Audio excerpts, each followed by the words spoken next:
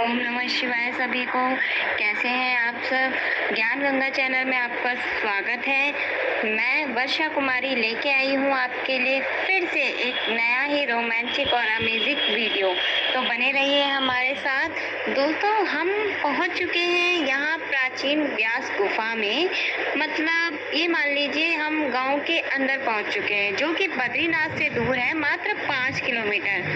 आइए देखते हैं, पंडित जी बताएंगे व्यास गुफा के बारे में कुछ रोचक तथ्य, यहाँ की क्या हिस्ट्री है, क्या इतिहास रहा है इसका। दोस्तों, यदि आप हमारे चैनल पे पहली बार आए हैं तो सब्सक्राइब करना ना भूलें और बने रहिए हमारे साथ ज्ञान गंगा चैनल में। और हाँ, वीडियो को शेयर करना ना भूलें, साथ ही साथ लाइक का बेल आइकन बटन भी दबाएं और हमारे साथ बने रहिए। ऐसी हम रोचक तथ्य लेके आते रहेंगे। आइए पंडित जी से जानते हैं व्यास गुफा के बारे में कुछ रोचक तथ्य। तो महाराज जी, आपका नाम क्या? हमें ज्ञान गंगा चैनल, ज्ञान गंगा टीवी की तरफ से, और आप थोड़े गए व्यास पोथी और व्यास जी गुफा के बारे में आप बताइए। तो हमारा नाम है पवन चमोला, व्यास गुफा श्री बद्रीनाथ। बोल बद्री विशाल भगवान की जय। तो सबसे पहले तो ऐसे पुण्य धाम पे आने का मौका भी हर किसी को नहीं मिलता। भाग्योदयन बहुजन्म समर्जितेनो सत्संग मम चलबते पुरुषो यदावे। एक ही जन्म के नहीं, जब जन्म जन्मों के भाग्यों का उदय होता तभी यह स्थान प्राप्त होता है। तो वेद व्यास जी ने इसी पावन गुफा में बैठ करके हमारे जितने भी ग्रंथ, वेद, पुराण, शास्त्र, उपनिषद हैं, उन सब की रचना यहीं पे की। लेकिन महाभारत को लिखने के लिए समय की कमी होने के कारण गणेश जी को बुलाया गया, क्योंकि द्वापर का अंतिम समय था, कलयुग आने वाला था।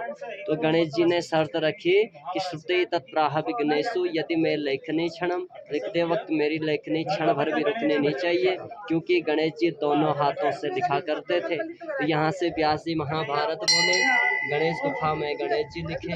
महाभारत के बाद भी व्यास जी को जब आत्म संतुष्टि नहीं हुई तो इस स्थान को छोड़ करके और चले जाते उदास होके सरस्वती नदी के किनारे, वहाँ पे जा करके बैठ जाते। नारद मुनि का आगमन होता। नारद जी कहते कि भगवान तुम इतने दुखी क्यों हैं?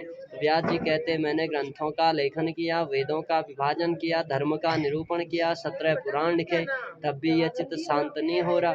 नारद जी ने कहा आपने ब्रह्म सूत्र की रचना की, इतिहास पुराण की रचना की, पर जब तक भागवत रूपी रस का पान अपने भक्तों में नहीं बांटा तब तक तुम्हें संतुष्टि नहीं मिलेगी। तो अंत में इसी स्थान में आकर के नर नारायण भगवान को प्रणाम किया, माँ सरस्वती की वंदना की, तब भागवत महापुराण की रचना की। बोल भागवत महापुराण की जय। गुफा के अंदर के दर्शन विष्णु, व्यास जी, सुखदेव जी, वल्लभाचार्य जी, और व्यास गुफा का बाहरी पार्ट जो है ये व्यास पोथी है, ये पुस्तक है, अलग अलग लेयर्स दिखाई दे रहे हैं। तो ये जो है भोजपत्र थी द्वापर में, कलयुग जब आया तो पूरा पत्थर में अवतरित हुआ। अगर भोजपत्र रहता तो भक्त कंधे में उठा करके ले जाते थे, मार्केट में बेच देते थे। तो जो बद्री विशाल में भगवान विष्णु जी विराजमान है, वो मूर्ति किसी कलाकार ने नहीं बनाई, स्वयं भू विष्णु हैं। जब द्वापर का अंतिम समय था, कलयुग आने वाला था, भगवान विष्णु जो हैं शालिग्राम पत्थर की मूर्ति में विराजमान हुए। कहा कि जो भक्त श्रद्धा भक्ति से मेरी इस मूर्ति के दर्शन करेंगे उनको मेरे साक्षात दर्शनों का फल प्राप्त होगा। तो भागवत की बुक साक्षात कृष्ण स्वरूप होती, इसलिए ये भी पत्थर में अवतरित हुआ। बोल बद्री विशाल की जय। आप लोगों की यात्रा मंगलमय हो। बहुत बहुत धन्यवाद, बहुत बहुत धन्यवाद।